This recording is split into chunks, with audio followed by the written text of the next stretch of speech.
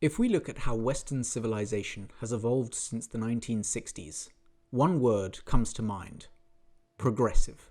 We've reached a point where biological men can compete in MMA against biological women because we don't want to offend anyone. We've moved from a position where the central narrative surrounding skin color is "it's irrelevant" to one where it's highly relevant. We have arrived at a stage where swathes of people believe that the entire story of the West is one of tyranny, racism, sexism, transphobia, bigotry, and systemic oppression. The purpose of this video is to establish two things. Firstly, how did we get here? Secondly, what should we do in moving forward? Now, there's all sorts of ideological sources and historical events that we can look to for guidance on this issue. But it seems to me that the common theme across these is one of hierarchical systems. If we want a society which is stable, where everyone understands the rules of the game, we need a firmly embedded hierarchical system. With that said, however, we cannot make it so rigid that it tends towards corruption or disproportionately disadvantages a particular subset of the population. This is the equilibrium which civilizations have been trying to get right since the beginning of time. Prior to the Enlightenment of the 18th century, the Western status quo was one of absolutist monarchy and of divine right. The monarchs of old believed that God himself had put them there to rule in his name, in accordance with the Judeo-Christian tradition. Society as a whole was simple. The monarch was there to rule, and the people were there to serve. This hierarchy was of course not based on competence or skill, but on one's bloodline.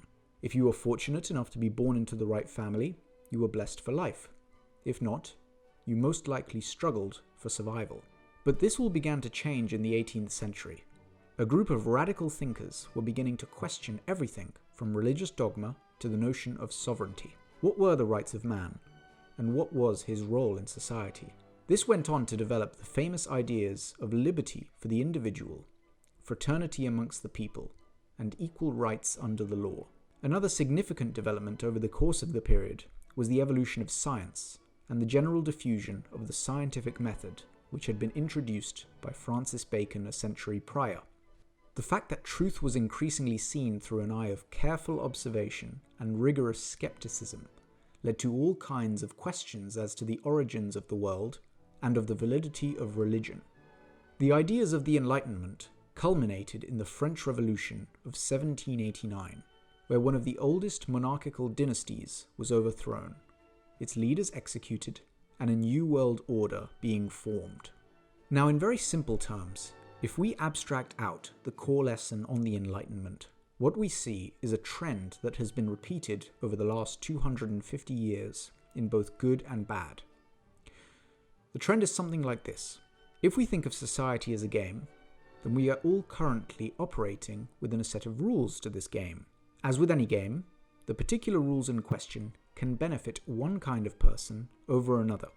Those who are not receiving benefit want to change the rules of the game. Let's quickly apply this to 18th century France. The rules of the game were essentially those of absolutist monarchy. The clergy and the nobility were running the show, and the peasants were there to serve them. Seeing as the rules were essentially based on one's bloodline or title, there was a small group of people who disproportionately benefited compared to the majority.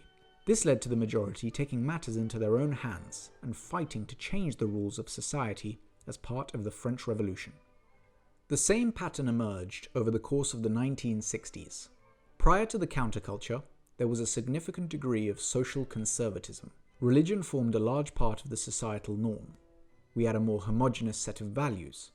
National pride was far more prevalent across all of Europe.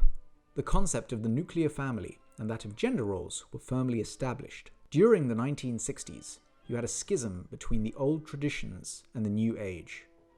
You can see this very clearly in the film Easy Rider. The film tells the tale of two hippies from California driving their motorcycles across the deeply conservative southern states. One of the main questions that Easy Rider poses is that of freedom and what it actually means to be free. Conservative Americans love the word freedom and are extremely proud of their individualism. What makes this interesting is that the hippies saw themselves as the epitome of free individuals. They had dispensed with many of the traditions of the past and were busy growing their hair, taking drugs, and screwing like rabbits. In my view, the 1960s led to a new period of enlightenment. It was a time of sweeping away that which had always been seen as right and good, with a much more progressive and open-minded system. Some of the questions that were posed during the 1960s did a lot of good. For example, the notion that women shouldn't be discouraged from entering the workplace if they wish to do so, the notion of equal rights for those of all races, or the fact that if you want to grow your hair a bit and have a sweet-looking ride, you won't get shot by an angry hick. However, the trajectory which it eventually set us down was one where justice is defined by personal feelings rather than by matters of public policy. This has not only led to a curbing of free speech in our society, but has meant that the general definition of acceptable or unacceptable behavior is no longer driven by objectivity. We ask it in the name of the monotheistic God, Brahma, and God known by many names by many different faiths. A man and a woman. This action, which has been done in the name of inclusivity, is not only wrong, but is genuinely dangerous. Modern definitions of racism, sexism, and transphobia have no regard for the intent of the alleged offender, and whether it was discriminatory in nature, but merely on how it made people feel. Now I can understand that some people of particular ethnicities or sexual orientations can and do feel ostracized in Western society for a variety of reasons. However, just as it is wrong to alienate anyone for whom they love or their race, it is equally wrong to shut people down for saying or doing something that clearly had no discriminatory intent. There is clearly a difference between someone who makes claims of ethnic superiority and someone who argues that mass migration can cause social friction between people of vastly different cultures. There is a large difference between someone who wishes to actively deny trans people of equal rights, such as saying they can't vote or own property or something as ridiculous as that, and someone who argues biological men should not be able to fight biological women in MMA for reasons of differing physical strength. In my view, those who identify with wokeism aim to do the same thing as the Enlightenment thinkers of the 18th century. They see a society with unequal distribution of power between genders and ethnic minorities, and in a Foucault-like manner, believe that the hierarchy of power is inherently stacked up against them. For this reason, many people on the woke left want to dispense with our patriarchal society that oppresses all those who aren't straight white males, and create a world that is filled with justice. Now, I am not of the opinion that discrimination against groups does not exist. However, I do believe that there are some real problems with the way the modern left is conducting itself. Firstly, on the point of discrimination more generally, we need to be able to have a conversation on what kinds of discrimination are acceptable and not acceptable. The honest truth is that all of us discriminate every single day. Out of the tens of thousands of people that we know in the world, we choose only a handful to be the close friends with whom we share the intimacies of our lives. In most cases, we choose only one person with whom to form an intimate relationship. These acts are hugely discriminatory and are the consequence of our biological disposition to separate friend from foe.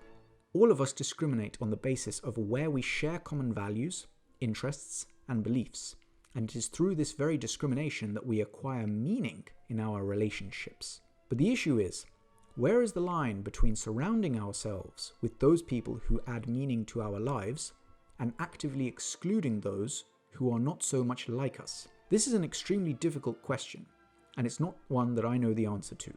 Discriminating on the basis of factors such as sexuality or race is entirely wrong, especially since these are factors that cannot be changed. However, having biases towards people who share your values, interests, and beliefs is not inherently wrong, and we should not treat it as such. Secondly, there are several issues with defining something as being right or not based on how offensive it is. Firstly, this is because offense is deeply subjective. Something which I find offensive won't necessarily be something that you find offensive. What should be the rule on how many people need to find something offensive for it to be wrong?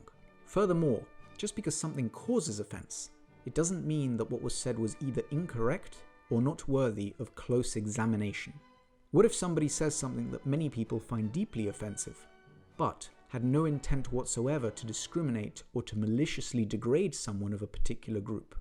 Now, don't get me wrong. I am perfectly aware that by having more stringent definitions of injustices, there will undoubtedly be some guilty people or acts that slip through the cracks. But we have to make a simple choice as a society. Would we rather it be more likely that someone innocent is punished, or that someone guilty goes free? This is the unavoidable choice we are faced with. There is no third way. I am firmly of the belief that the latter is more desirable than the former. A final point that we must consider is that of causation. If we look to the pre-Enlightenment period, peasants had a reason to rise against their king, because there was a causal link between their lack of royal blood and their lack of power and wealth. The game was directly rigged against them, regardless of their abilities as individuals. Many on the left today present a similar case and argue that all groups other than straight white males face systemic oppression or barriers to achieve that which they should achieve. However, the causal link doesn't seem to me to be anywhere near as strong now as it was in the 18th century. The notion of systemic injustice is often argued on the basis that if, for example, a majority of FTSE 100 CEOs are straight males, this must be attributable to sexism, racism, or homophobia. Careful analyses of men and women in the workforce have shown that there are no notable differences in pay or status in the junior years of their respective careers. However, disparities do begin to emerge when workers reach the ages of between 30 and 40, which is precisely when many women decide to have children and are forced to focus less on their careers. Now, I'm sure that there are all sorts of ways we could help women who are mothers to remain more involved in their career if they wish to do so. However, we should not be so quick to say, well, we have a patriarchal system that wants women to fail, and so the whole system is rigged, when there are clearly several reasons at play for disparity in earnings and positions. It's just a breeding ground for entitlement and resentment, in my view. On the flip side, I've read many reports arguing that companies with a more ethnically diverse workforce have higher share prices than those that don't, which hereby proves that a more ethnically diverse workforce is more productive. This claim is simply absurd. Firstly, by assuming that a diverse workforce is more advantageous than a non-ethnically diverse workforce, you are inherently suggesting that there are more differences between ethnic groups than within them. In other words, you are suggesting that the difference between all white people and all black people is greater than the difference between black people or between white people. This is entirely nonsensical, since there is very little that links all black people or all white people together other than skin color. All ethnic groups have high IQ people and low IQ people, creative people and non-creative people, hardworking people and not hardworking people. I call upon all nations to do everything they can to stop these terrorist killers. Thank you. Now watch this drive. The assumption that a team that just so happens to be ethnically diverse is inherently advantageous makes no sense whatsoever. Furthermore, how on earth are you going to prove that the increase in your company's share price was directly attributable to the skin color of your team? How did skin color specifically cause that change in share price, rather than the competence of the individuals within the team and the race they just so happened to belong to? It seems clear to me that despite it sometimes having good intentions, political correctness has become a menace to our society. It portrays victimhood by group identity as being virtuous and trivializes all unequal outcomes between groups as being attributable to systemic injustice. This game is not only dangerous, but morally wrong. Yes, injustice exists. Yes, we don't have equality of opportunity. Yes, we should work towards improving this. But we cannot make the central narrative of our society one of the system is against you, because in actual fact, it isn't. The so-called system isn't thinking about you, me, or anyone.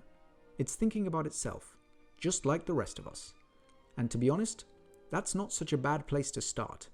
My message to all of you, and to myself, is if we want something out of this life, then it's up to us alone to make sacrifices and achieve it.